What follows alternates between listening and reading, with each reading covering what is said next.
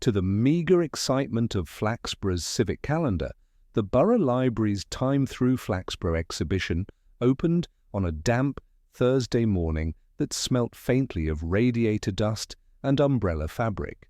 A series of glass cases, borrowed from the museum in Caxton Nadderley and therefore sturdier than anything owned locally, displayed the usual assortment of historical earnestness: old railway timetables, wartime knitting patterns, fragments of market tokens, and one brass dog tag whose owner had never been identified but was believed, optimistically, to have belonged to a smuggler. The opening had been entrusted to Councillor Tegg, whose natural gift was making small crowds feel smaller. "Flaxborough," he intoned, his fingers clasped before him like a man offering condolences at a graveside, "has always been a town with a respectable sense of its past." Several attendees nodded, as if their own respectability had been called into question and found adequate. It was only after the ceremonial boiled sweet had been handed out that someone noticed the addition in the far left display case. The object lay innocently enough among a row of sepia photographs, but its incongruity, like a swear word in a church newsletter, announced itself within seconds. It showed a cobbled Flaxborough street in 1899, complete with gas lamp, hansom cab, and a bewigged chemist reading his own shop window advertisement. But in front of him stood a girl of perhaps 17, dressed in the modern uniform of jeans and hoodie, holding what could only be a mobile phone. That it was a mobile phone was beyond argument. Even Flaxborough boasted enough teenagers to confirm such artifacts existed. "Now then," murmured Mr. Clibbs, the library caretaker, leaning forward as though fearing the photograph might leap out and assault him. "That's not right." The curator, Mrs. Peebles, an easily flustered woman whose life's work had been ensuring nothing unexpected ever appeared in a display, went a shade paler than her cardigan. "That photograph is not part of this exhibition," she declared, in the stern voice of someone scolding the physical universe for disobedience. Councillor Tegg approached the case with the caution of a man inspecting a suspiciously cheap property listing. "Some sort of digital jest?" he ventured. No one responded, partly because no one wished to identify themselves as capable of a jest. The photograph was startlingly crisp. The girl's expression, half amused, half troubled, seemed to follow the viewers as though she herself were not entirely certain how she had arrived in 1899. One could almost imagine her about to step out of the frame and ask for Wi-Fi. It was Mrs. Cowper, a local amateur historian and full-time meddler, who first ventured a more tangible alarm. "I saw her," she announced. There was a small, almost reverent silence. "Where?" asked Mrs. Peebles, gripping the edge of the display, as though bracing for collapse. "Outside the station buffet, last night." She was walking strangely, sort of fading at the edges. "Good heavens," whispered another visitor. "More likely condensation off the fish vans," muttered Clibbs. The photograph nevertheless gathered immediate gravity, sucking in attention the way scandals do in a town otherwise deprived of novelty. A few attendees leaned so close to the glass that their breath turned the display into a small fog bank. Inspector Walter Purbright entered at that moment, having been summoned by a troubled call from the library staff. His arrival went mostly unnoticed, which suited him. Quiet entrances often proved more revealing. He had the air of a patient house cat observing the antics of a mildly chaotic household. Mrs. Peebles flurried over to him, all flapping hands and apologies. "Inspector, I'm terribly sorry to bother you with something so trivial, though of course it may not be trivial, but something has been added to our exhibition without my permission. I can't have people thinking we run an undisciplined institution." Purbright regarded the photograph with polite curiosity. "I see," he murmured. "Most exhibitions prefer their items not to originate from the 21st century. It's not ours. Mrs. Peebles insisted. "It wasn't there last night. Mr. Hollowbone locked up and checked everything twice." At the mention of his name, Hollybone, the library assistant, looked up from a stack of pamphlets he was diligently trying to align. There was something strained about his expression, like a man attempting to avoid breathing in the vicinity of a strong odour. Purbright gave him a nod. "Mr. Hollybone, did you notice anything unusual?" "No, sir," Hollybone replied a little too quickly, "except that the back window latch was stiff, which it often is in damp weather, but no, nothing at all unusual." Councillor Tegg cleared his throat importantly. "This could be serious mischief, Inspector, a deliberate act of, digital infiltration.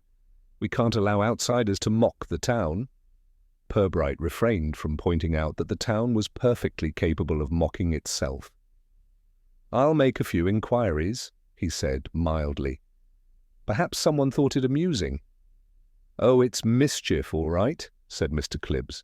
"Nobody in their right mind would stick a modern girl in an old photograph unless they were after attention."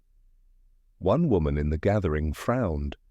"Well, she looked perfectly normal to me, a bit pale maybe, but when I saw her by the station she didn't look like someone playing at anything." Purbright paused at that. "You saw her too?" The woman nodded earnestly. "About 9:30, she walked past the post-box and then, well, she seemed to go fuzzy, like a television losing its picture." Purbright regarded her calmly. Did she happen to mention which century she was visiting from? There was a ripple of embarrassed laughter, which the woman ignored. Mrs. Peebles, determined to regain command of her exhibition, pointed decisively at the photograph. "I would like it removed at once, Inspector. Whatever it is, it doesn't belong here." Purbright studied it again. Something about the girl's stance, the weight on one foot, the tilt of her head, did not quite align with the stiffness typical of early photography. The background, however, was undeniably authentic in every architectural detail. "I'll take a closer look before it's removed," he said smoothly. Mrs. Peebles looked nervously relieved, while Councillor Tegg muttered something about public confidence. As Purbright stepped back, he noticed Hollybone once again avoiding the display case, keeping his eyes fixed on the carpet as though hoping it might provide an escape hatch. Outside, the drizzle continued its unambitious descent. Inside, the unexpected photograph continued to stare silently back, waiting for someone, preferably someone polite and persistent, to ask the right questions. By midday, the photograph had become the most urgent matter in Flaxborough, since the council accidentally ordered 12 times the usual number of Christmas bunting. Word of the mysterious girl spread with the vigour of something far more interesting than the weather, which had been monotonously reliable for weeks. Those who had attended the exhibition's opening felt an almost proprietorial duty to repeat their impressions, slightly improved with each retelling, to anyone willing or unwilling to listen. At the bakery queue, Mrs. Cowper declared that the girl in the photograph had been hovering slightly, a detail she had not mentioned earlier, but now felt was undoubtedly true. At the chemist's, a pair of elderly sisters argued loudly about whether ghosts could reasonably be expected to own smartphones. And at the bus stop, a retired school teacher solemnly explained to a baffled teenager that this was exactly the sort of thing that happened in towns which ignored educational funding. Purbright, for his part, spent the early afternoon strolling through the town centre, observing the way rumour flowered across pavements and shop counters. He found such informal fieldwork often more useful than formal statements. People were so much more truthful when they were not trying to be. He paused outside the drapery shop, where Mrs. Bunt had cornered Mrs. Spindle, both women leaning in conspiratorially as though discussing a contagious rash. "It's those online influences," Mrs. Bunt insisted with a sort of triumphant certainty. They come here, stir things up and vanish, like mayflies with cosmetics. Mrs. Spindle shook her head. Oh no, this one's a spirit. There's no way a normal girl could walk around town without Mrs. Birchall from the post office noticing. She misses nothing. Purbright nodded politely to them as he passed, neither woman, pausing in her catalogue of half-facts. Their theories, if placed together, might have produced an entire novel's worth of nonsense. He continued toward the library, where a modest cluster of townsfolk stood outside, as though expecting the photograph to march out and deliver a statement. Several noticed him and cleared a path with the relieved deference of those who wished to appear helpful while avoiding being questioned. Inside, Mrs. Peebles was attempting, with limited success, to manage an influx of curious visitors. Each one insisted upon seeing the photograph, and each insisted on offering a theory afterwards. A man from the allotment committee swore it was a deep fake. A pair of teenage girls claimed it matched someone who had recently made a video near the old Riverside warehouse. And an elderly gentleman declared it proof that time travel had finally become democratic. Purbright found Hollybone mechanically sorting returned books in the corner, his movements overly deliberate, as though afraid to jar something delicate within himself. The assistant started when he noticed Purbright. "Busy day," Purbright remarked gently. Hollybone gave a thin smile. "People enjoy a spectacle, sir, even if it's only a photograph." "Especially if it's a photograph," Purbright replied. "A door into the past can be more exciting than the past itself."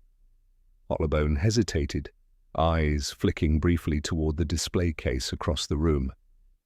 "It shouldn't have been there," he said quietly. "Mrs. Peebles keeps strict records.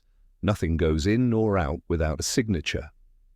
"You've worked here some years, I believe?" 16, Hollybone murmured. "Nearly 17.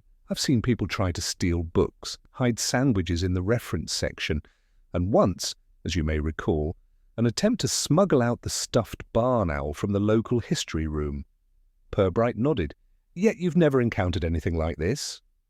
Hollybone swallowed. "No, sir, and I don't like it. It feels wrong somehow." Purbright waited, but Hollybone said no more. There was fear there, something softer and more personal than fear of trouble. He moved toward the display case again. A small crowd parted respectfully, leaving him alone before the glass. Mrs. Cowper stood nearby, adjusting her coat collar with an air of importance. "It's her," she declared, as though stating a legal fact.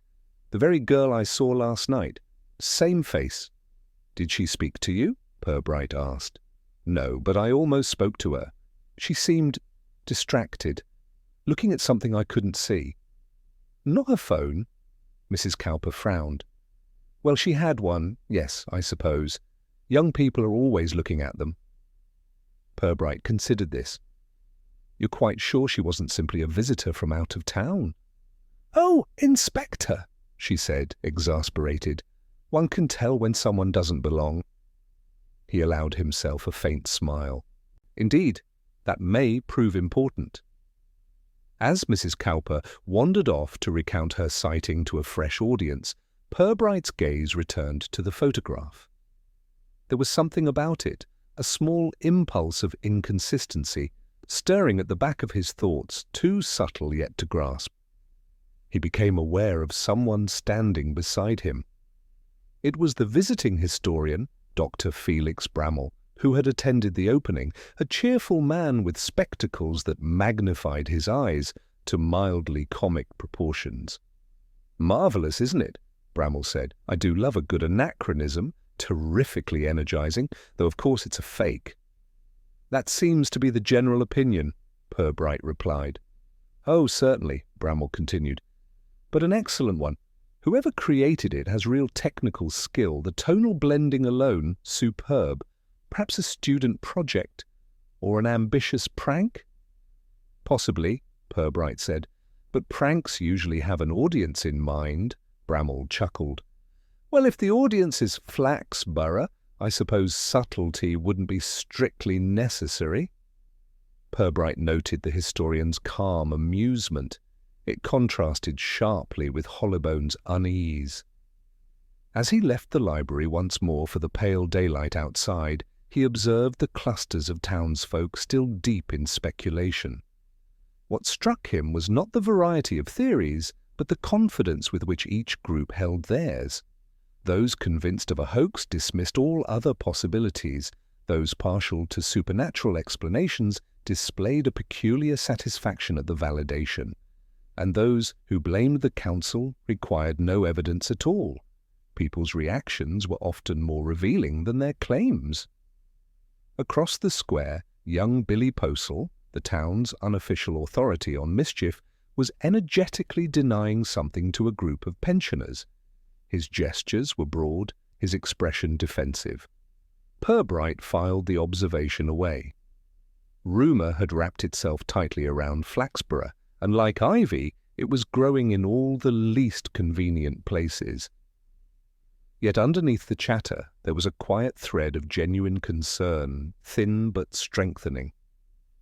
Something about the girl, whether photograph, hallucination, or stranger, had unsettled the town. Purbright watched the sky darken toward evening. The drizzle had stopped, though the air retained that peculiar dampness that made Flaxborough's pavements slick and reflective. He walked slowly back toward the station, replaying the comments he'd heard, the faces he'd seen, and the wholly unremarkable yet increasingly puzzling presence of Mr. Hollybone's unease. For a mystery that many dismissed as nonsense, it was developing a surprisingly determined pulse. Tomorrow, Purbright suspected, would bring still stranger claims, and perhaps, if the town's habit for exaggeration did not exhaust itself, something more concrete. He would be ready for both.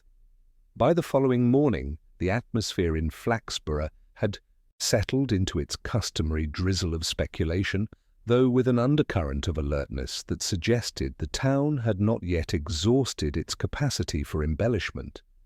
Purbright arrived at the library shortly after opening, stepping inside with the casual deliberation of someone who expected to find everything as he left it, and would not be surprised if he did not. The photograph still occupied its place in the far left case, attracting a steady flow of murmuring visitors who regarded it with equal parts awe, distrust, and self-importance. Mrs. Peebles greeted him with visible relief, as though she had spent the entire morning defending her professional dignity from attack. "Inspector, thank you for coming again. You'll be pleased to know that I've prepared a written report. Very thorough. I hardly slept." Purbright glanced at the wobbling stack of papers she indicated. "I'm sure it will prove invaluable," he said with gentle sincerity. She leaned closer, lowering her voice. "Several people have demanded the photograph be removed. They say it's unsettling patrons. But I've decided it should remain until you finish your inquiries. If I remove it prematurely, someone will claim I'm hiding evidence." Purbright commended her prudence and moved toward the reading room, where Hollybone was shelving books with the precision of a man attempting to restore order to his own thoughts. The assistant flinched slightly when he noticed Purbright approaching. "Mr. Hollybone," Purbright said softly, "I'd like to review the library's closing procedure with you, just so I have the full picture." Hollybone nodded, though his shoulders stiffened. "Of course, sir. I locked up at 8:10 last night. Mrs. Peebles had already left. I checked the children's room, the offices, the back window. Everything was in order." "Anything unusual outside?" Purbright asked. "No, sir. The square was empty, quiet, only the street lamp by the bus stop flickering a bit." Purbright allowed a moment of silence, giving Hollybone room to add more if he wished. The assistant's gaze drifted involuntarily toward the display case. "You've worked here a long time," Purbright continued. "You know every cupboard and corridor." Hollybone nodded. "Would it be easy," Purbright asked lightly, "for someone to enter the library after hours without your noticing?" The question seemed to jolt Hollybone. "No," he replied quickly. "No, that would be impossible. I mean, well, it shouldn't be possible."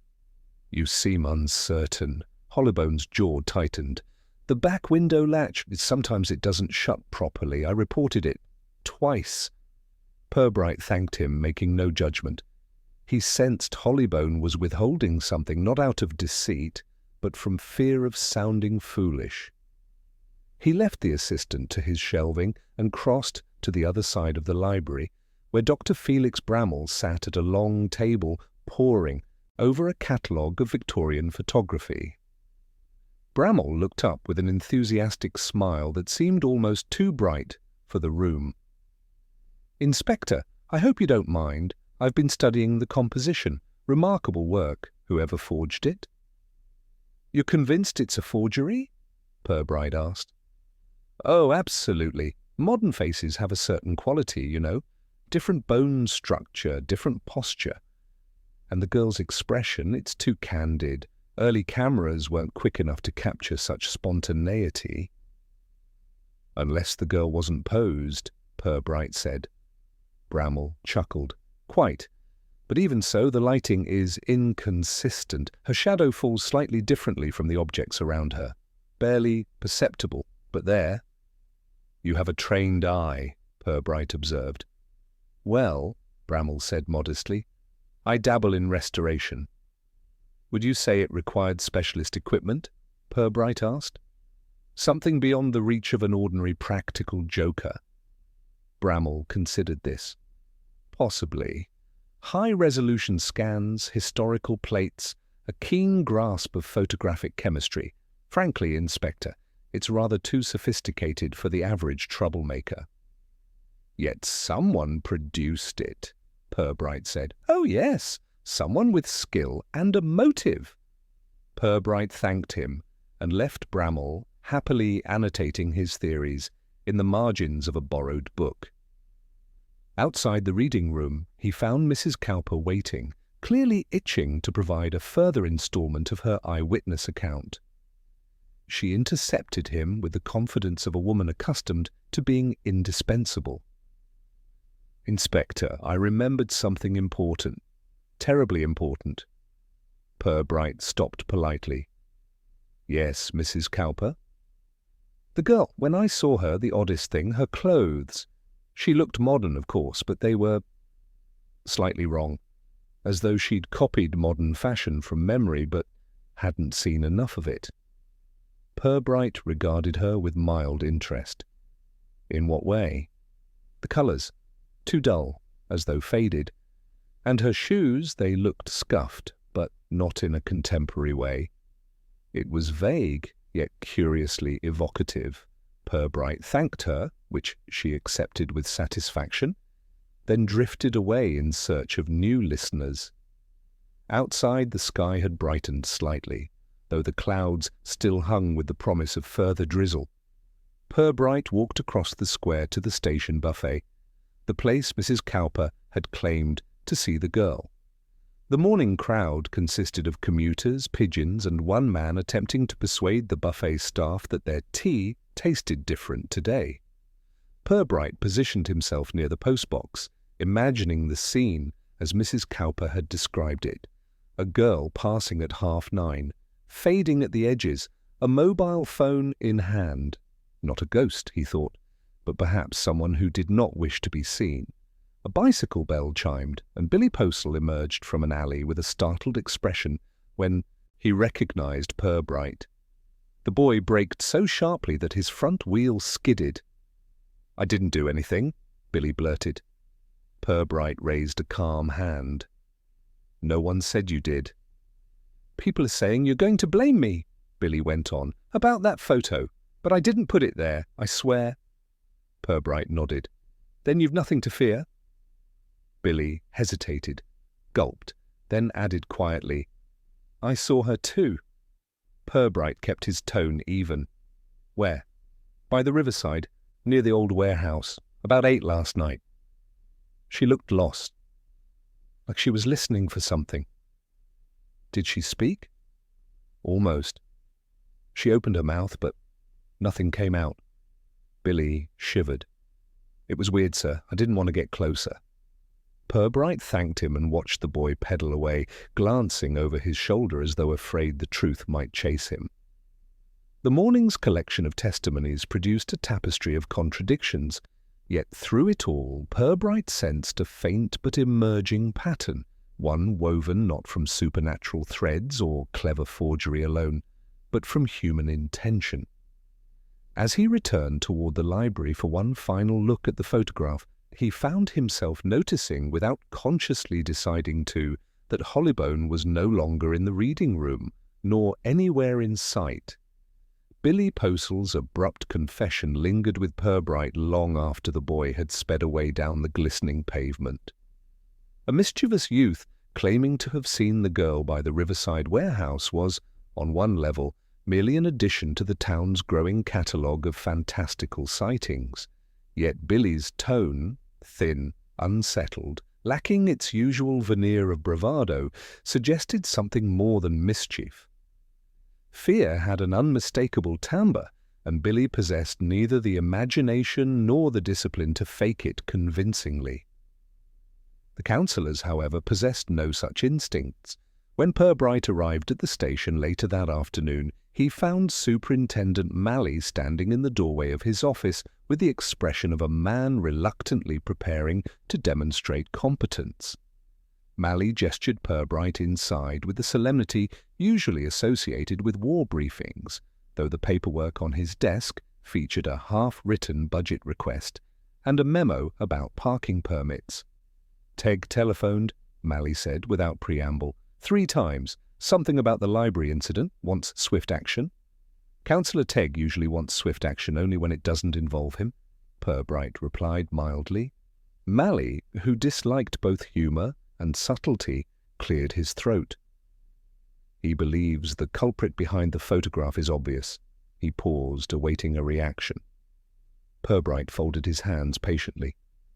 "I'm sure he does." "Billy Postle," Malley announced, as though delivering incontrovertible truth. Purbright took a slow breath. Billy has been known to rearrange traffic cones into unusual formations.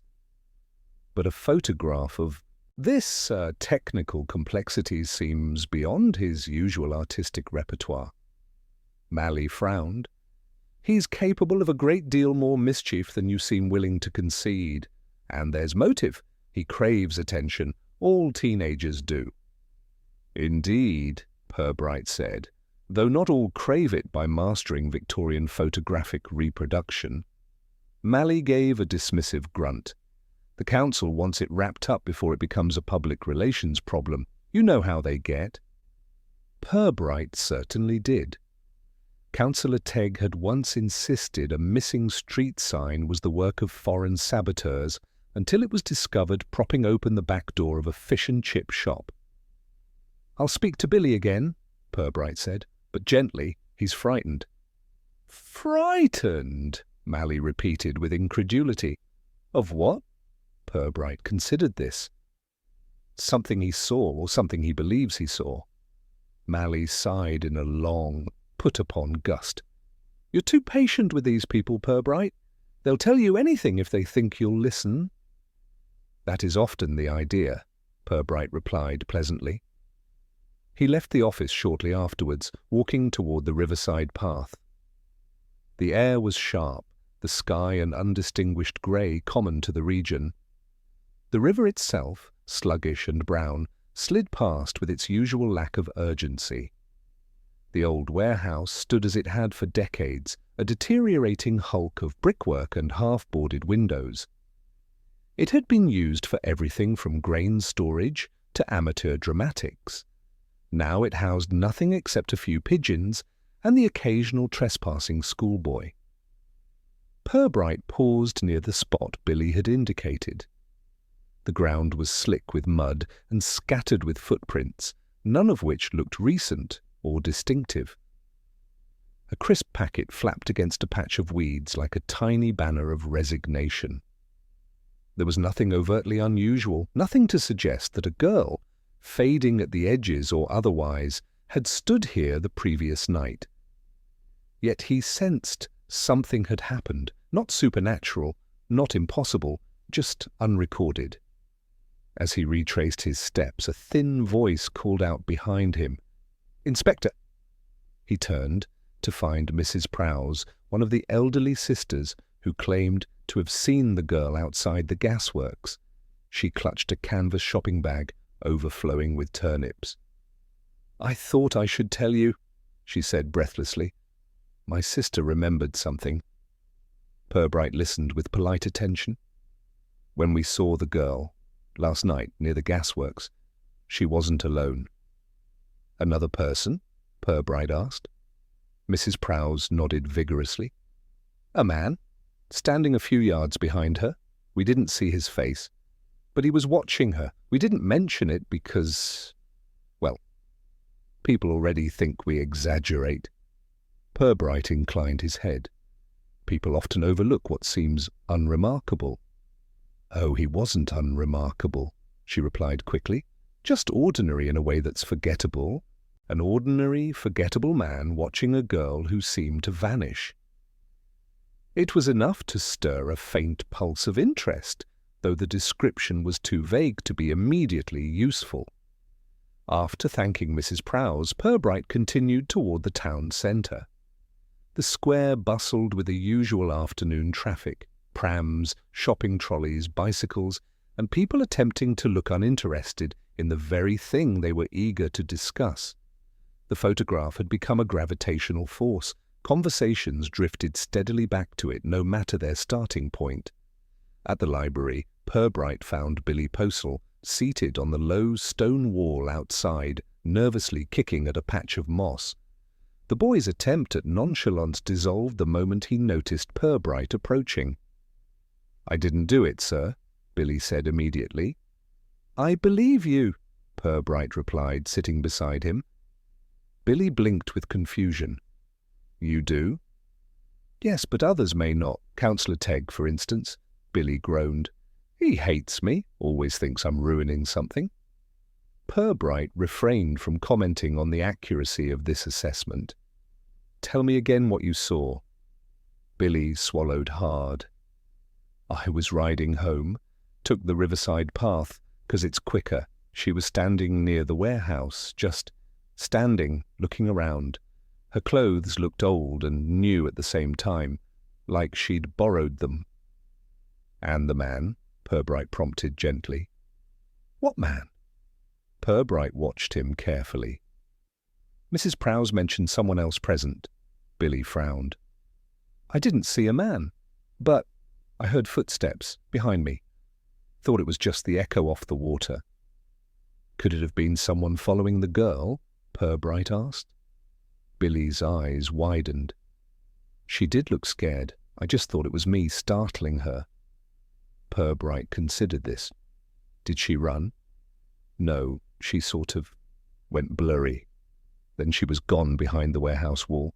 I didn't follow. I should have, maybe, but no," Purbright said gently. "You were wise not to." Billy exhaled shakily. "They're really blaming me?" "Some are," Purbright replied. "But blame is rarely accurate. People prefer a simple answer. You appear to them as simple." Billy frowned. "Is that an insult?" "Not intentionally." Purbright left the boy with a slightly improved sense of dignity and walked back toward the library entrance. As he stepped inside, he observed Hollybone reappearing from the staff corridor, pale and composed in the way of someone who had been composing himself. The assistant met Purbright's gaze almost defiantly, then looked away. It was then that Purbright realized something quietly decisive. The council's eagerness to appoint Billy as the culprit had arrived suspiciously quickly, conveniently even. Someone had taken advantage of the boy's reputation, allowing gossip to do the rest. But mischief rarely stems from the mischievous. More often it stems from the frightened. Purbright returned to the library with an unhurried stride that belied the small but sharp thought forming at the back of his mind. One of those quiet details that, once noticed, refused to behave politely, and remain insignificant. The photograph still occupied its place in the display, drawing a steady trickle of townsfolk who viewed it with the air of people hoping to witness a second miracle, but half expecting the first one to be revoked. He approached the case again, this time not as a viewer, but as someone listening for a misplaced note in an otherwise steady tune. He leaned slightly closer, ignoring Mrs. Peebles's anxious fluttering behind him. The girl stood as before, half-turned, phone in hand, expression ambiguous. But it was not her face, nor her pose, nor even the jarring anachronism that tugged at Purbright's attention. It was the background, or, more precisely, a portion of street furniture that ought not to have existed. The lamp-post. A tall, wrought-iron standard with the distinctive fluted base that Purbright had seen many times elsewhere in town. Familiar, in fact? Too familiar? He straightened, his eyes narrowing slightly. "Mrs. Peebles," he said gently without turning, "may I ask where this photograph was supposed to originate? One of the collection pieces from Caxton Nadderley, perhaps?" "Good heavens, no," she replied indignantly, as though the very idea scandalized her. "Their items are properly catalogued. This is certainly nothing from their archive. I'm still drafting a formal complaint." "I see. You've thought of something," she added hopefully, in the tone of a woman craving reassurance that the universe had not entirely lost its manners. "Possibly," Purbright murmured. He stepped back and turned toward the entrance, nodding politely to a trio of pensioners who had formed their own speculative tribunal in the reference section. Outside, the afternoon light had a softness that made the pavement glow faintly beneath the thin sheen of moisture. He walked across the square toward the older end of town, where the surviving Victorian lamp-posts still lined the streets with stubborn dignity.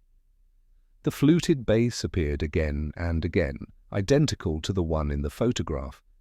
Yet Purbright knew from a leaflet produced during a previous budget debate that these lamp-posts had been installed in 1904, replacing an older set deemed too unstable for modern lighting.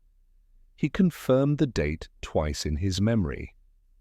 Yes, 1904. Councillor Tegg had boasted about the town's forward-thinking adoption of contemporary illumination, though nothing about the council's decisions had ever suggested forward-thinking. And yet the photograph, supposedly from 1899, contained one of the newer lamp-posts. He paused beneath one of them now, the iron cool beneath his gloved hand. 5 years of chronological discrepancy, not a mistake any serious historian would overlook, which meant the photograph was not a relic of 1899 at all, but a carefully composed illusion, one that blended historical authenticity with a single, telltale modern feature. A clue not hidden, but quietly waiting. He walked back toward the square, reflecting on the implications. Whoever created the photograph had access not only to historical images of Flaxborough, but to those taken after 1904. Someone with knowledge, skill, and an interest in blurring time, not merely through trickery, but through suggestion. The council, meanwhile, still preferred their neat conclusion: blame Billy Postal and let the matter evaporate.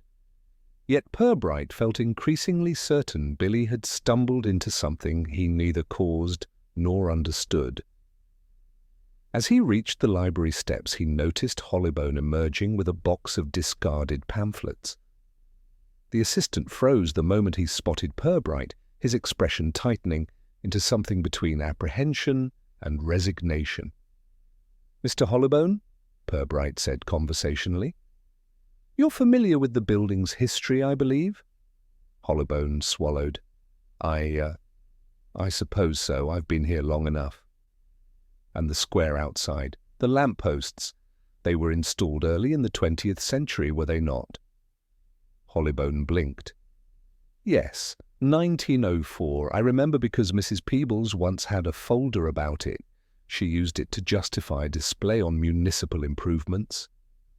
Purbright watched him closely. Hollybone's knowledge was precise, too precise for someone who had supposedly noticed nothing unusual about the photograph. "When did you last examine the picture?" Purbright asked softly. Hollybone's gaze flinched toward the doorway. "I saw it yesterday morning, briefly. You've avoided looking at it since." A flush rose beneath the man's pale skin. "I don't like it, sir, that's all."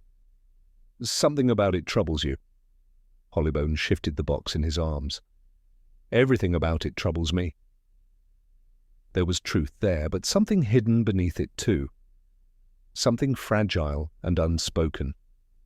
Purbright did not press further, sensing the man would retreat behind silence if pushed. Instead, he said gently, "If you notice anything out of place, even if it seems unimportant, do let me know." Hollybone nodded and hurried off, his footsteps too quick to be natural. Inside the library, Dr. Bramall was again absorbed in his notes, annotating a diagram with gusto. Purbright approached, and the historian looked up brightly. "Inspector, have you discovered anything intriguing?" "Perhaps. I'd like your opinion." Bramall leaned forward eagerly. Purbright pointed to the lamppost in the photograph. "When were these introduced?" Bramall peered closely, his brows lifting. "Oh, that model? Certainly post-1900, around 1904, if I'm not mistaken." "You are not mistaken," Purbright said. Bramall let out a low whistle. "Well now, that complicates things. A forger with imperfect historical memory? Or someone intentionally blending eras?" "Why intentionally?" "Because, Inspector, anyone skilled enough to craft this image would know such an inconsistency would be noticed eventually, unless they wanted it noticed." "Someone drawing attention?" Purbright mused. "Precisely. But to what?" Bramall spread his hands dramatically. "Ah, that is your domain." Purbright thanked him and stepped away, his thoughts knitting themselves slowly but firmly. The odd detail, so innocuous, so quietly misplaced, suggested intention rather than error. Someone had constructed a narrative, not simply a picture. Someone wanted the town to believe in a disruption of time, or at least in a puzzle complex enough to distract from something else. As he exited the library once more, he saw a small commotion by the bus stop. Mrs. Spindle and Mrs. Bunt were gesturing wildly at the driver of the number 7 bus, insisting they had seen the girl again, this time near the old gasworks. Purbright did not hurry toward them. Instead, he observed from a distance. Their excitement was genuine, but their certainty was unreliable. Yet their timing was interesting. Rumor, once seeded, spread not simply through imagination, but through suggestion. Someone had planted a suggestion. He walked slowly back toward the station, the early evening chill settling into the streets. Everything he had observed, the lamppost, Hollybone's fear, Billy's sighting, the council's impatience, the historian's amusement, were beginning to align faintly, like stars forming a constellation not yet named. And Purbright, patient as always, felt the first quiet shift in the air, the unmistakable sensation that behind the photograph's technical cleverness, someone was hiding a very human motive. Evening slid into Flaxborough with a slow, metallic chill, the sky dimming toward a color that suggested the town had been tucked beneath a sheet of grey flannel. Purbright, leaving the square behind, found the streets loosening slightly from their daytime bustle. People drifted homeward, some still engaged in fervent recitations of their preferred interpretation of the mysterious photograph. Yet the tone had shifted. Curiosity had begun to mingle with unease, as though the novelty of the odd event were hardening into something more intrusive. Purbright stopped by the riverside path, his footsteps quiet on the damp ground. The air held a faint tang of rust and riverweed, the sort of scent that seemed permanently embedded in Flaxborough's older structures. He examined the warehouse once again, not for footprints this time, but for signs of recent intrusion. There was nothing overt, just the slow decay of an unused building. Yet one boarded window appeared recently unsettled, as if someone had probed for weakness. Not enough to remove it, but enough to test privacy. It was the type of detail people hoped would be ignored. As Purbright turned to leave, a voice crackled behind him, thin and reedy. "Inspector Purbright, I was hoping to find you." The speaker was Mr. Falling, the local collector whose house had once made the front page after a fire brigade had been summoned to rescue him from beneath a toppled stack of Victorian chamber pots. He approached now with a mixture of excitement and the defensive pride of someone clutching something fragile in a padded envelope. "I've something that may interest you," Falling announced, glancing nervously at the darkening street. "I didn't want to bring it to the station. Too many gawkers, and Mrs. Brattle from the parish council finds ways of hearing everything that passes through public buildings." Purbright regarded him calmly. "You're always welcome to show me anything relevant." Falling handed him the envelope with ceremonious care. "Found this at the market 3 weeks ago. Didn't think much of it at the time. But when I heard about your photograph situation, well, I thought perhaps it is related." Inside was a faded cabinet card photograph mounted on thick paper. It showed the same street as the display photograph, though at a different angle. No mysterious girl, no modern intrusions. Just the street as it appeared sometime after the turn of the century. Purbright noted the same lamp-post model, though its base bore a slight manufacturing variation. "That," Falling whispered, "was taken by Howell's photography studio. Closed down in 1921. Only 62 known surviving prints. Very collectible. But what's interesting is this." He pointed to a faint marking on the lower edge. "Someone tried to scrub out the studio's original stamp. Not recently, mind you. Years ago." Purbright studied the abrasion. It had the uneven quality of someone removing a maker's mark for the purpose of substitution. Not deceit for profit, but concealment of authorship. "Where exactly did you find it?" Purbright asked. "On a stall run by a pair of students from the Polytechnic," Falling said. "They'd bought a box of old photographs at auction, hoping for something retro to sell. Most were worthless. This one was the only gem." "And did they mention where the box had originally come from?" Falling chuckled ruefully. "Inspector, these young people rarely remember what they had for breakfast, but I believe it came from a house clearance near the north end of town." "The north end, close to the library, close to Hollybone's lodging house." Purbright thanked him and walked on, his mind quietly stitching the new detail into the growing pattern. If someone had access to Howell's original prints, they could easily create a plausible composite image using reference material the general public would never question. And if someone wished to hide the original studio's mark, it suggested they wished the photograph to be viewed without historical scrutiny. Someone was crafting a story, not to deceive experts, but to influence the townsfolk. As Purbright approached the high street, he found Councillor Meredith, a woman with the sharp-eyed restlessness of someone perpetually preparing for the next opportunity to demonstrate authority. She intercepted him with a purposeful stride. "Inspector, I must insist the library display be closed. This entire business is a liability. The council is receiving calls, actual calls from people demanding explanations we cannot provide." "Events often outpace explanations," Purbright replied gently. Meredith bristled. "I am serious. My committee is unanimous. Remove the photograph, lock the case, and issue a public clarification. Something sensible about Photoshop." Purbright regarded her mildly. "Have you considered waiting a little longer? Removing it now will inflame more speculation." "It's already inflamed," she snapped. "I had a woman at the market tell me the photograph is proof that the town's time is unraveling like a badly knitted sock. Do you understand how ridiculous that makes this council appear?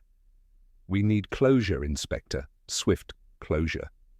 "Closure," Purbright said, "does not always arrive on command." Meredith gave a frustrated sigh. "Then at least consider that this entire spectacle benefits someone who wants attention, someone who delights in chaos." He noted the word chaos. Councillors often accused others of the very mischief they themselves feared being blamed for. "I'll keep that in mind," he said. As she stormed away, Purbright saw a young woman lingering by the flower stall across the street. She looked hesitant, perhaps gathering courage. When she realized he had noticed her, she approached with a tentative smile. "Inspector? Sorry, I didn't want to interrupt." "Not at all," he said. "How can I help?" "I think I know the girl," the young woman whispered. "The one in the photograph." Purbright gave her his full attention. "Tell me."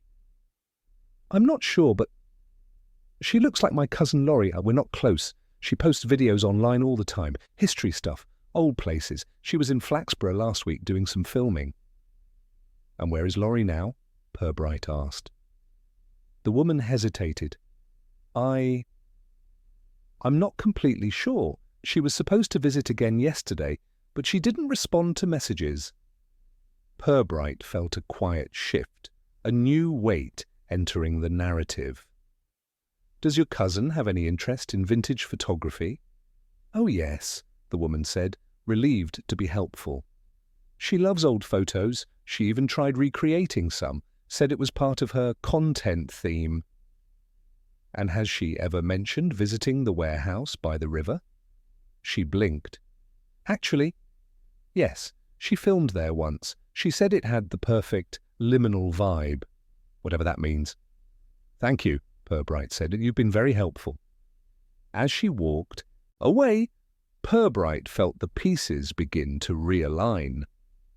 Laurie, an online creator, interested in historical photography, present in town, possibly near the warehouse, possibly seen by Billy. Yet Laurie had not contacted her family, and the girl in the photograph, while modern in posture, bore the faded, uncanny quality of someone half-remembered. He returned to the library one last time that day. Hollybone was locking the staff door, his face pale, his movements careful. "Long day," Purbright remarked. "Yes, sir," Hollybone whispered. Purbright paused beside him. If someone wanted the town to believe something impossible, they might begin with a single planted image, something ambiguous, something that invites interpretation. Hollybone swallowed. Why would anyone do that? "To distract from something real," Purbright said softly. Hollybone's hands tightened on the keys.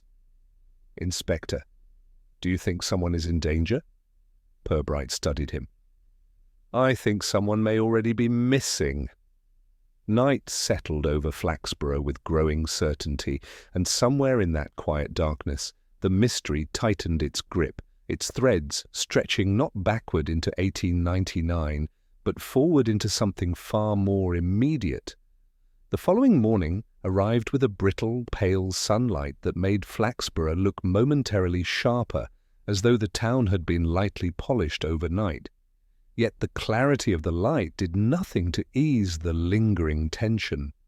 Purbright, arriving at the station just before 8, found a note on his desk, written in the steady but anxious hand of Constable Maltravers. "Urgent call from Riverside. Bicycle found. Belongs to missing girl. Locals asking questions. Please advise." Purbright folded the note with quiet care. If yesterday had contained only the whisper of disappearance, today it carried its first tangible echo. By the time he reached the old Riverside path, 2 constables were attempting to maintain a semblance of order, while several townsfolk hovered at a respectful but avid distance. The bicycle lay near the warehouse wall, half-tipped onto its side, its front wheel nudged against the uneven stone. It was not the sort of bicycle someone abandoned casually. The tires were sturdy, the frame well kept, the sort a devoted enthusiast or diligent young woman might own. The young woman from the flower stall, Laurie's cousin, stood beside Maltravers, twisting her hands together. She looked exhausted, as if she had rehearsed several versions of Fear and settled reluctantly on the real one. "That's her bike," she whispered when Purbright approached. "Laurie wouldn't leave it. She doesn't go anywhere without it. She says it helps her think." Purbright examined the bicycle without touching it. The mud spatters suggested movement along the towpath. The position of the handlebars implied a sudden halt rather than a deliberate stop. There was no damage, no bent frame, no broken chain, merely abandonment, a silent punctuation mark. "Where exactly was it found?" Purbright asked. "Just there," Maltravers replied, pointing to the rough ground beside the wall. "A dog walker spotted it at 6:30. No sign of the girl." Purbright stepped back to take in the greater scene. The warehouse loomed beside them, its boarded windows staring blankly outward. A few broken panes glinted faintly higher up. The river moved sluggishly beyond, indifferent and brown. Laurie's cousin continued, her voice trembling. "She sent me a message 2 nights ago. Said she'd discovered something interesting. I thought she meant another old building or graveyard or something. She always does. And then—" "Nothing." Purbright nodded, offering her a reassuring look. "When did you last speak with her directly?" 3 days ago. She said she was coming back to Flaxborough for more filming." She swallowed. "She didn't sound frightened, just excited."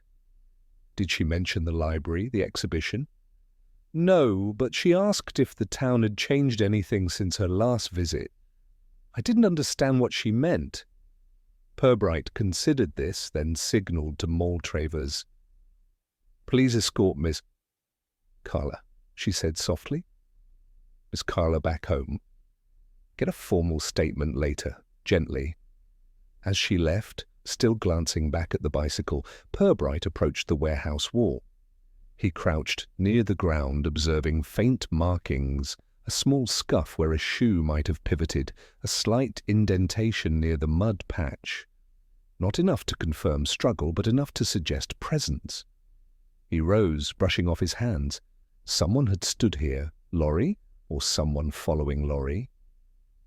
The constables began dispersing the small crowd of spectators, though not before several retirees exchanged theatrical whispers about time anomalies near the river. Purbright let such chatter wash past him. It held no truth except the truth of human imagination seeking patterns. He turned toward the warehouse entrance. The door sagged on its hinges, slightly ajar. As he pushed it, it creaked with reluctant stiffness. Inside, the dimness swallowed the faint daylight, revealing a wide, empty floor, dust stirring in lazy spirals. A few pigeons fluttered irritably in the rafters. He walked slowly through the space, cautious of loose boards. Something about the air felt disturbed, as though someone had spent time here recently. Not long, but not days ago either. Near the far wall, he spotted a small object, a scrap of fabric caught on a protruding nail, light grey, soft texture. He leaned closer. Modern fabric, certainly, likely from a hoodie or thin jumper. Laurie's clothing in the photograph, or rather, the clothing worn by the girl resembling Laurie, had not been described in detail, but Carla had mentioned the girl's taste for comfortable, modern aesthetics. He placed the scrap carefully into an evidence bag. Back outside, the sunlight had shifted, now weaker as thin clouds gathered. Billy Posel appeared at the far end of the towpath, wheeling his bike and wearing an expression of cautious hope that he might be useful if someone would only ask. When he noticed Purbright, he hesitated, then cycled over. "I heard something happened," Billy said breathlessly. "Someone said there was a bike. Is it the girls?" Purbright nodded gently. "We believe so." Billy's face fell. Is she all right?" "We don't yet know," Purbright said. "Did you see or hear anything else the night you saw her?" Billy shook his head. "Just her. And those footsteps behind me. Do you think they were hers?" "Possibly," Purbright said. "Or possibly someone else's." Billy's eyes widened. "You mean someone was following her?" "It's one explanation." Billy gulped. "I didn't hear them after I got near the warehouse. Maybe they stopped. Or turned around." Purbright studied the boy's earnest distress. Billy had no guile in this matter. His confusion was real. "Thank you," Purbright said. "Continue home for now." Billy nodded uncertainly and rode off, glancing back twice. Purbright remained by the warehouse a while longer, observing the river, the path, the bicycle still lying where it had been found. The constables would transport it shortly, but for now it seemed to sit like a mute witness. The second incident, the missing girl, the tangible evidence, shifted the entire tone of the inquiry. The photograph was no longer merely a curiosity, nor a prank, nor a harmless anomaly. It was connected to someone real, someone present, someone vulnerable. Before leaving, he stepped onto the path once more, glancing toward the gasworks in the distance. The elderly sisters had claimed to see both the girl and an ordinary, forgettable man. If Laurie had indeed been in town that night, their sighting might hold more truth than embellishment. He considered Hollowbone too, his unease, his avoidance, his nervous knowledge of the lamp-posts, and Dr. Bramall, with his delighted intellectual detachment, and Councillor Meredith's urgency to close the exhibit, and Falling's photograph with the removed stamp. All threads, all drifting nearer a single centre. Back at the library, Mrs. Peebles was pacing with frantic energy, clutching a clipboard like a shield. "Inspector," she whispered, as though afraid the furniture might overhear, "I've just received a call from someone at the Polytechnic. They say Laurie was researching something to do with the builder who designed the library extension, something about hidden perspectives. Does that make any sense to you?" "It might," Purbright said. "And, Inspector? The photograph in the case, it shifted." He paused. "Shifted?" "Yes, not moved, just slightly altered. I know it sounds absurd, but the angle of the girl's face seems different today." Purbright approached the case. The photograph looked unchanged at first glance, yet, as he leaned closer, he saw something so faint he might have imagined it. The shadow beneath the girl's chin had softened, as though the light source had shifted. But light sources in old photographs do not shift. Unless the photograph was no longer a fixed image, but a composite being refined. Someone was adjusting the story. Purbright stood still, his expression mild, but his thoughts sharpening. Laurie was missing. The photograph was evolving, and somewhere in Flaxborough someone was orchestrating both with deliberate, patient intent. The shift in the photograph lingered in Purbright's mind long after he had left the library. It was not the type of shift one could easily articulate, no grand alteration, no vanished figure or inserted spectre, merely a delicate rebalancing of tone that made the girl's expression seem subtly different, less surprised, more aware, as though she knew she was being watched. Most people would dismiss such a notion, of course. Photographs did not change on their own, any more than time folded politely back upon itself. But someone with access, skill, and motive could alter such an image with precision. Someone who understood that the slightest whisper of change could redirect a town's imagination. And imagination, Purbright reflected as he walked through the quietening square, was far more volatile than fact. The lamplight flickered on the damp cobbles, glinting faintly beneath a sky that could not decide whether to clear or rain again. Evening had spread thinly across Flaxborough, softening the edges of buildings and muting even the more garish shop windows. The town looked tired, the way people look after too many whispered theories and too little certainty. Purbright passed the fishmongers where the shutters were halfway down. Mr. Churtley glanced up from behind the counter, opening his mouth as though to share some profound insight about the photograph, but Purbright nodded faintly and continued on. He preferred at this hour the company of his own thoughts to the enthusiastic contributions of amateur philosophers. He took the long route toward the river, his pace slow but deliberate. The bicycle had already been removed, tagged and stored, but the absence it left felt more substantial than its presence had. A young woman had disappeared, someone with interests, habits, ambitions. A girl whose life existed in colours, not in the sepia tones of a doctored relic. Near the riverbank, the light shifted into something paler, the reflection of the sky blurring on the slow-moving water. Purbright stood still for several moments, absorbing the scene. He often found clarity near water. Perhaps it was the way rivers carried secrets away without complaint, or the way they forced one to consider both movement and stagnation simultaneously.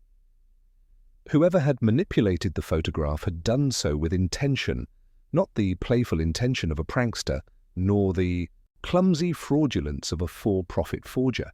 No, this was a carefully placed seed, a catalyst, a way to prepare the town for something else, something already unfolding. Laurie's interest in photography and local history might have intersected with this plan. Knowingly or unknowingly, did she meet the person responsible? Did she uncover something they wished concealed? Or had she become entangled simply by sharing an interest in fractured timelines and old images? Purbright suspected the latter at first, but as he turned away from the river and began walking back toward town, the former began to take firmer shape in his mind. People rarely vanish without crossing someone else's path. He considered Hollybone as he crossed the high street. The man's unease was genuine, fear, not guilt. But fear of what? Of the photograph? Of the girl? Of someone else entirely? Purbright had observed that those most frightened were often more closely connected to the truth than those who behaved boldly.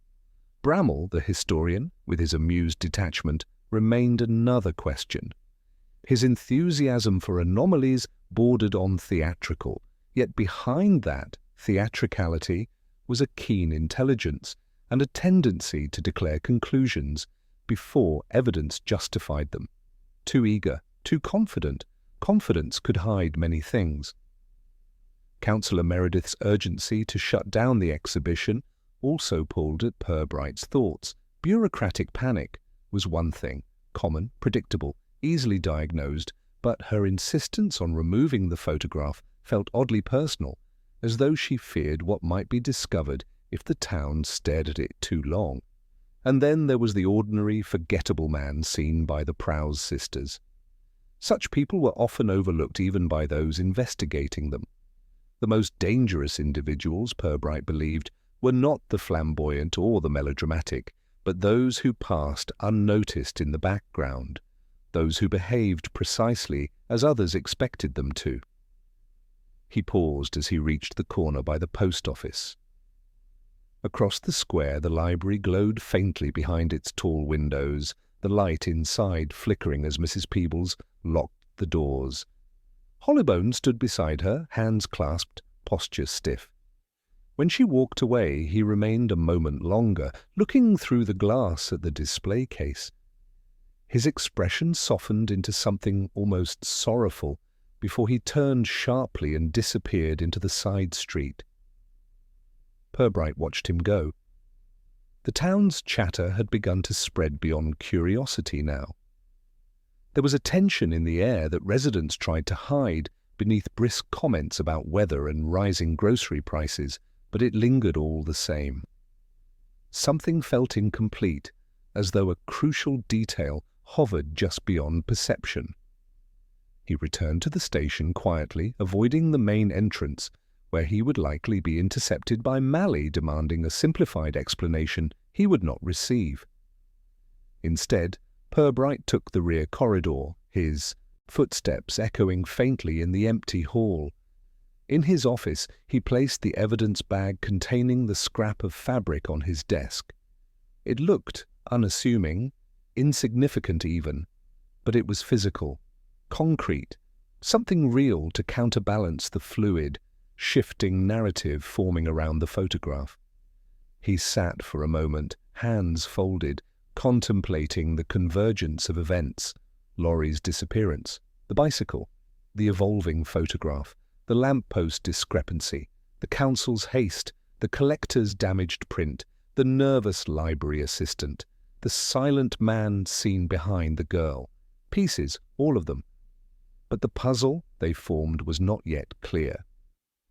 He opened the small notebook he kept for private reflections, not official notes, but thoughts he preferred unpolished and unshared. He wrote only 4 words: someone is guiding perception, not controlling it, guiding it, steering the town toward a conclusion that might conceal a different, quieter truth. He underlined the sentence once, then closed the notebook. As he leaned back in his chair, the faint hum of the station settled around him, steady and predictable. Outside, the evening deepened into a blue-grey quiet, the kind that wrapped itself around the town like a woolen blanket. Purbright remained motionless for a long while, letting the weight of the silence press gently against his thoughts.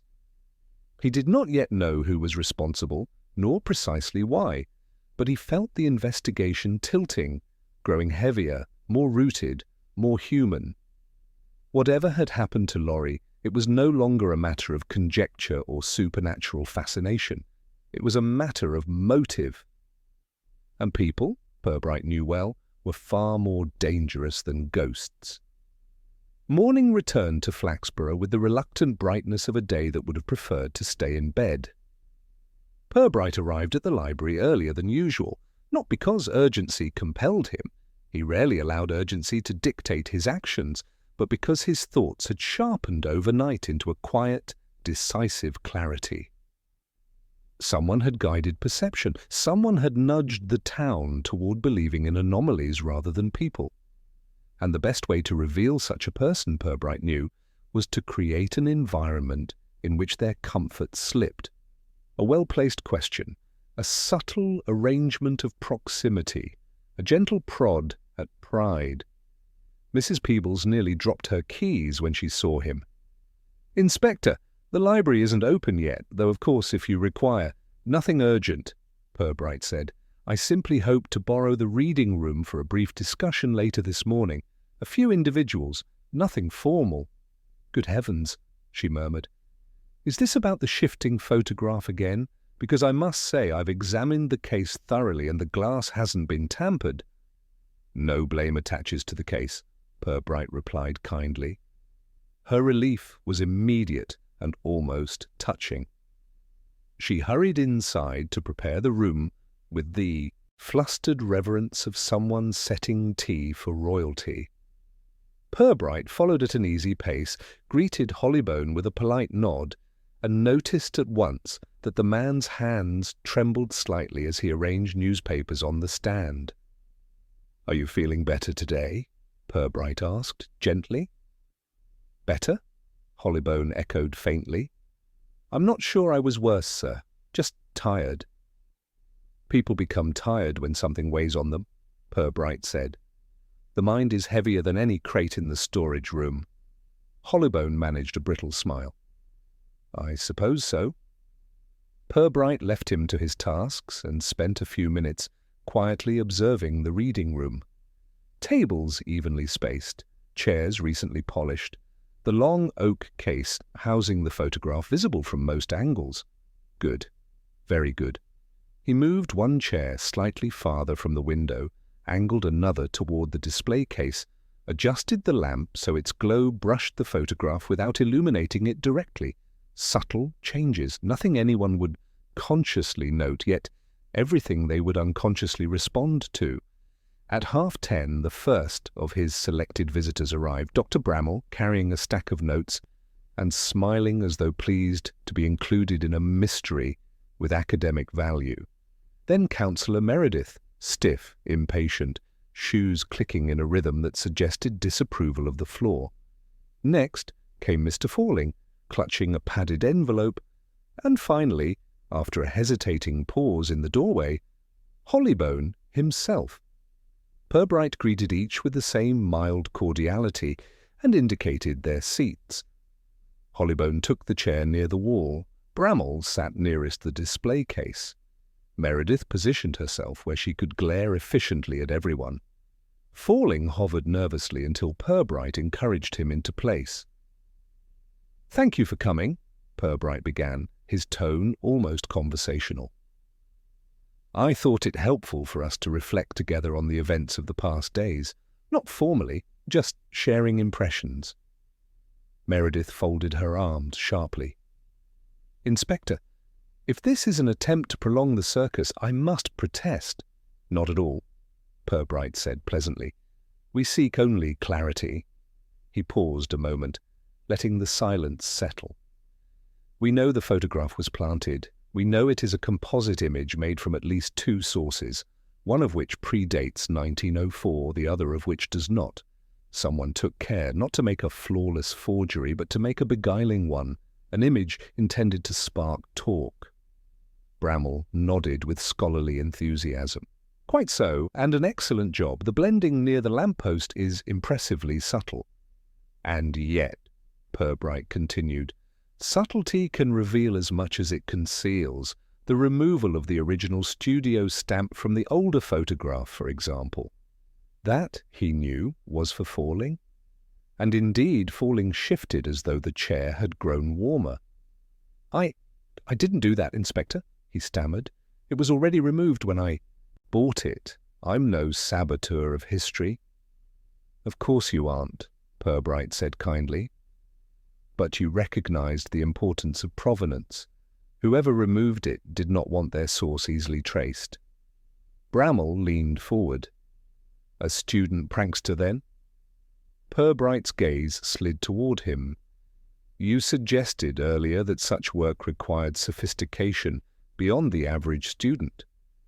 Something more akin to advanced restoration." Bramall sat back, blinking. "Well, yes, true. Someone with experience, at least. But experience is hardly a crime." "Experience is rarely a crime," Purbright agreed. "But intention may be." Another pause. Hollybone's fingers worried at the hem of his sleeve. "Someone," Purbright said softly, "wished the town to believe in impossibility. Someone wished to distract from a situation involving a real young woman now missing." That landed like a stone dropped into shallow water, ripples visible, unavoidable. Meredith inhaled sharply. "Are you implying the photograph and the girl's disappearance are connected? Because if so, that is a serious accusation." "Connected by intention, perhaps," Purbright replied. "Someone who knew Laurie's interests, someone who knew she might be drawn to the library, to the exhibition, to the photograph itself." He turned his head slightly toward the display case, his voice still quiet. "Someone who knew she might try to uncover the truth behind its construction." Bramall adjusted his spectacles, increasingly uneasy. "Inspector, with all respect, if you're suggesting I—" "Not at all," Purbright said gently.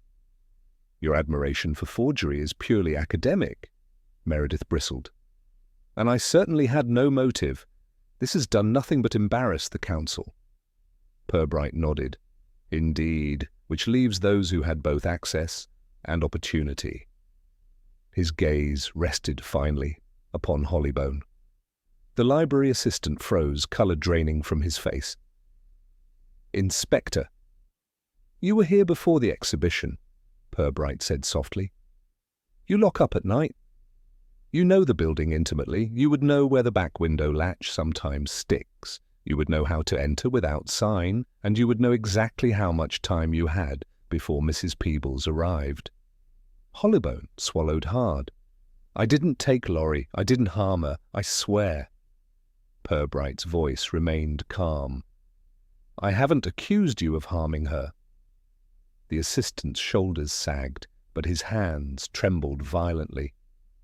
"What I believe," Purbright said, "is that Laurie sought you out. She contacted you about the photograph. Perhaps she recognized your work, your style of restoration, your technique. You may have corresponded without realizing she planned to meet you, and when she vanished, you feared others would discover the connection, so you avoided the photograph, not out of guilt, but out of fear." Hollybone lowered his head. "I didn't know she'd gone missing until yesterday." "I know," Purbright said. "Your grief gave you away, not deception." Meredith leaned forward sharply. "Then who is responsible?" Purbright lifted the altered photograph gently from the case, holding it at an angle so the light caught the faint shift in shadow beneath the girl's chin.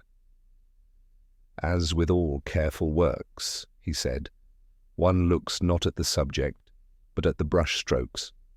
He looked up.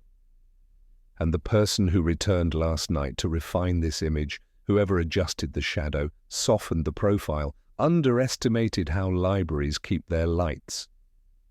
He set the photograph down. There was a reflection on the glass, a partial hand, and a ring, distinctive. Purbright glanced slowly around the room, and at least one face paled with sudden, unmistakable recognition. For a long moment, the room held its breath. Each person present seemed to reconsider their own hands, as though unsure whether they wore rings at all. The silence was not accusatory nor tense. It was contemplative, edged with that peculiar discomfort that emerges when a truth begins to gather shape in the air. Purbright let the quiet settle before he spoke again. "The reflection was faint," he said mildly. "Barely more than a shimmer in the glass, but unmistakable once noticed. A thin silver band with a narrow line of engraving, worn on the right hand, and visible just enough when the case's outer lamp switched on at 7:42. Dr. Bramall blinked rapidly. "Engraving? Surely not mine. I never wear rings while handling documents. Oil transfer, you understand?" Meredith huffed, pulling her gloves tighter. "Inspector, this is absurd. Half the town owns a ring of some sort." "Many do," Purbright agreed, "but not many wear one bearing the council insignia." The words fell like a quiet stone. Meredith stiffened. "Are you implying—" "I am observing," Purbright said gently, "that the hand in the reflection wore a council ring, and that you, Councillor Meredith, are one of the 3 remaining members still wearing the old design, a silver band engraved with the Flaxborough crest and motto." Bramall turned toward her with wide-eyed fascination, while Falling's mouth fell open in the involuntary, delighted shock of a man glimpsing gossip far richer than he had expected.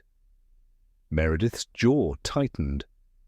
"Inspector, I would hardly sneak around the library after hours to tamper with an exhibit. Good grief, my schedule scarcely allows time for sleep."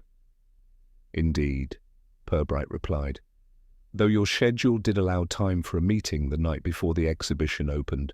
A brief visit to confirm final preparations.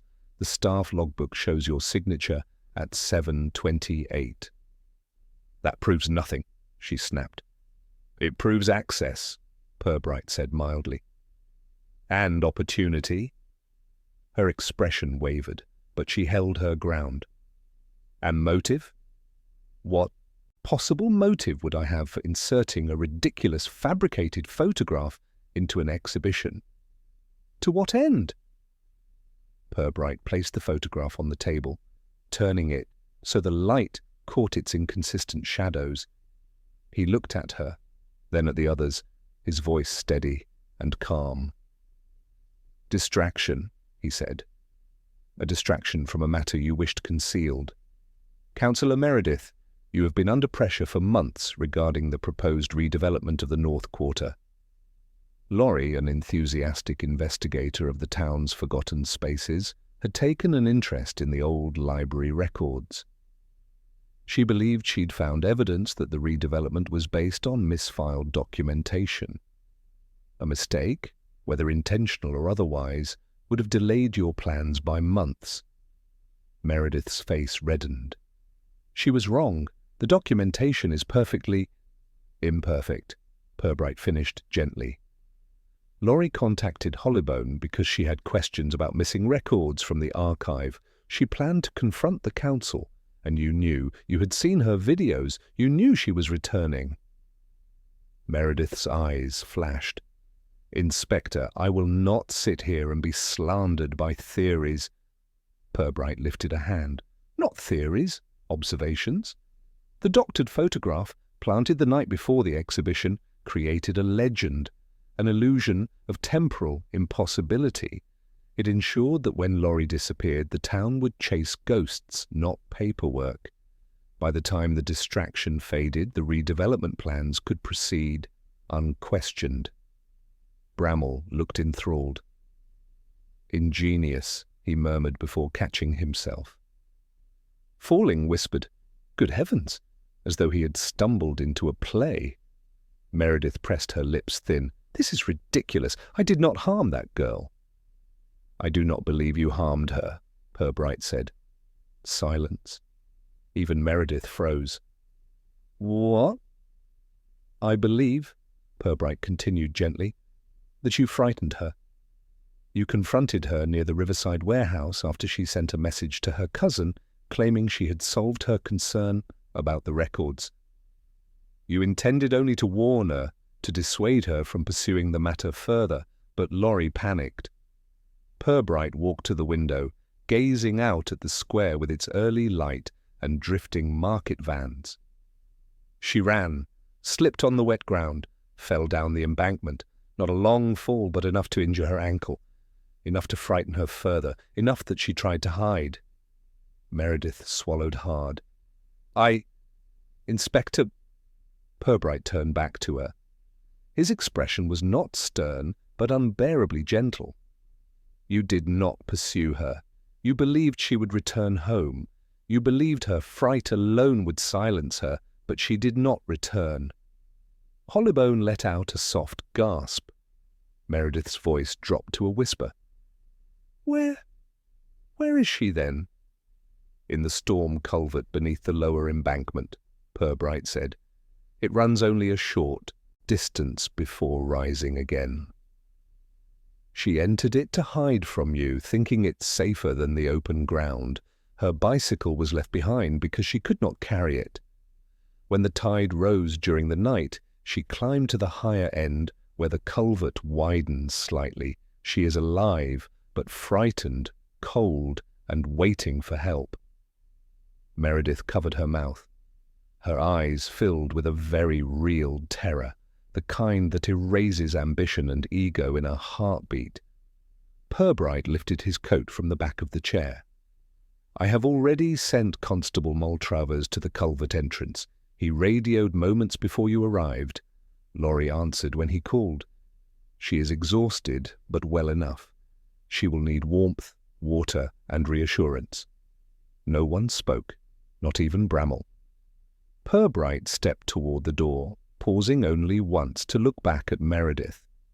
You did not intend harm, but concealment is its own danger. She sank into her chair, a silent collapse of certainty and ambition. Purbright gave a small nod, neither condemning nor absolving, and left the room. Outside, the morning breeze carried the faint scent of damp stone and thawing anxiety. The case was nearly closed, the truth laid bare. The photograph would lose its power soon enough, becoming nothing more than an oddity in the annals of small-town mischief. But for now, the day was waiting, the river whispering, and somewhere in the shadows of the embankment, a frightened girl had finally heard her name called and answered. Rain began to fall just as Purbright reached the embankment, soft at first, then thickening into a steady curtain that muted the colors of the river and softened the outlines of the grass. Constable Maltravers was already near the culvert entrance, his uniform damp, his expression hovering somewhere between relief and embarrassment at the awkwardness of having to coax a frightened young woman from a drainage passage. Laurie sat wrapped in a grey blanket, shivering but fully conscious, her hair plastered to her forehead like dark strands of ribbon. A paramedic checked her ankle with brisk professionalism. She glanced up at Purbright when he approached, her face pale but steady. "You're Inspector Purbright?" she asked, voice hoarse. "My cousin said you'd know what to do." "I do my best," Purbright replied with gentle solemnity. "You must have had a difficult night." She let out a breath that was almost a laugh. "I panicked. That was the stupid part. I thought someone was following me, and I just kept running. I didn't look where I was going." "Fear seldom cooperates with logic," Purbright said. She studied him for a moment.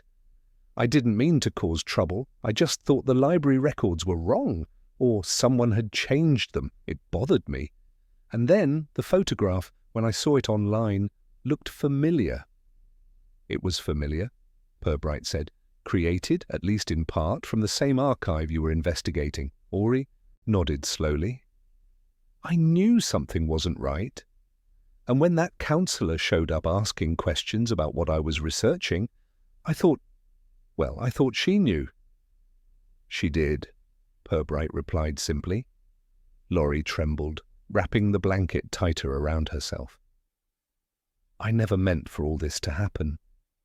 "Nor did she," Purbright said quietly. "Fear is the beginning of many unfortunate events." She lowered her eyes. "Am I in trouble?" "No," Purbright said. "You try to uncover the truth. It is rarely a crime, even when inconvenient." Laurie managed a faint, grateful smile before the paramedics lifted her onto a stretcher and carried her toward the waiting ambulance. Her cousin, Carla, arrived moments later, breathless, wide-eyed, and nearly knocking over Maltravers in her scramble to reach the girl. Their reunion, though teary and frantic, contained more relief than drama, a sight Purbright accepted with silent satisfaction. As they departed, the rain eased into a mist, drifting lazily across the path. Purbright stood alone a moment longer, letting the quiet return. The river gurgled faintly as if clearing its throat after an unwanted interruption. The culvert entrance yawned in its usual, unimpressive way, giving no hint of the fretful night it had sheltered. The town would recover from this, he knew. They always did. Every disturbance, however peculiar, eventually folded back into routine, becoming something spoken about only at inconvenient moments or when the weather was particularly dull. By midday, Purbright returned to the station, where Superintendent Malley stood, with an expression that attempted sternness but settled instead on mild bewilderment. "I suppose," Malley said gruffly, "the council will want a full explanation."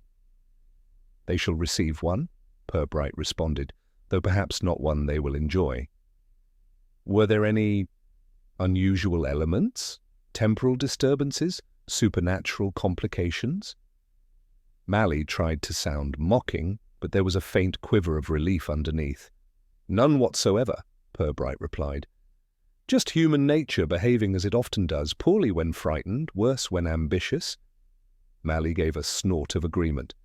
"Councillor Meredith's already requesting legal counsel." "That may be wise," Purbright said mildly, though to be clear her actions were reckless rather than malicious. "Reckless causes plenty of problems," Malley muttered. "Paperwork especially."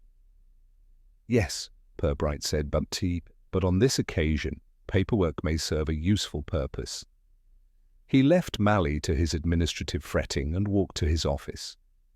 On his desk lay the evidence bag containing the scrap of grey fabric, the damaged cabinet card falling had surrendered, and a single copy of the altered photograph now carefully removed from the display. The image, stripped of its legend, looked oddly ordinary.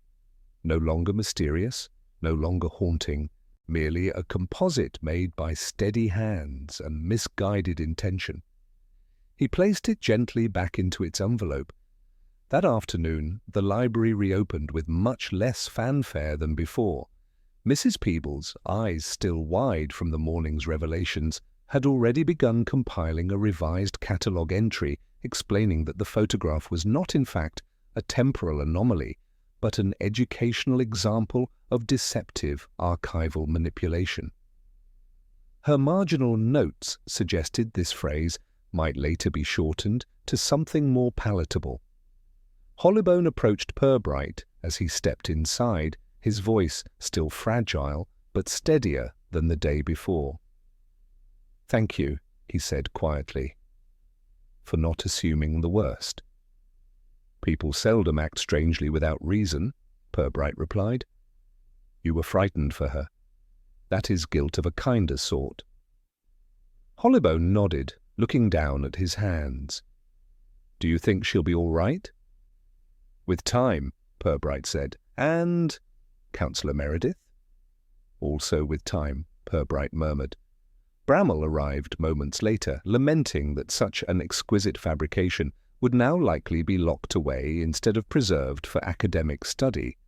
Purbright accepted his commentary with the patience of a man accustomed to improbable distractions. By late afternoon the square had returned to its usual rhythm. Market stalls folded, pigeons strutted, townsfolk resumed their habitual pace, their conversations shifting from missing girls and disappearing figures back to the usual concerns of milk prices, train delays, and the untrustworthiness of dishwashers. The river gleamed with an unremarkable certainty as Purbright walked the path once more, ensuring nothing remained disturbed. Laurie's bicycle had already been collected and taken to the station for her retrieval.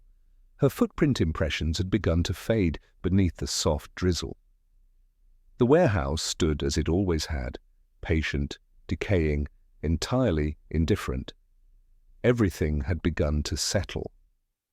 In his office that evening, Purbright wrote his final report with the quiet efficiency of someone accustomed to summarizing complexity into approachable shapes. He avoided embellishment. The facts, plain and steady, were more than sufficient. Yet when he finished, he set the pen aside and sat for several long moments in stillness. Not reflective exactly, merely present. The town hummed faintly beyond the window. Someone's dog barked, a bus hissed to a halt. The world, unrattled by drama, returned to its usual small scale. He closed the file and placed it neatly at the edge of the desk. Then he pulled toward him a stack of unattended administrative work, forms, requests, approvals, that had waited patiently for him to resume his preferred responsibilities. He exhaled slowly, almost contentedly. Quiet paperwork, he often thought, was the natural aftermath of disorder, and Flaxborough, with all its peculiarities and harmless eccentricities, had settled once again into its familiar, undisturbed rhythm.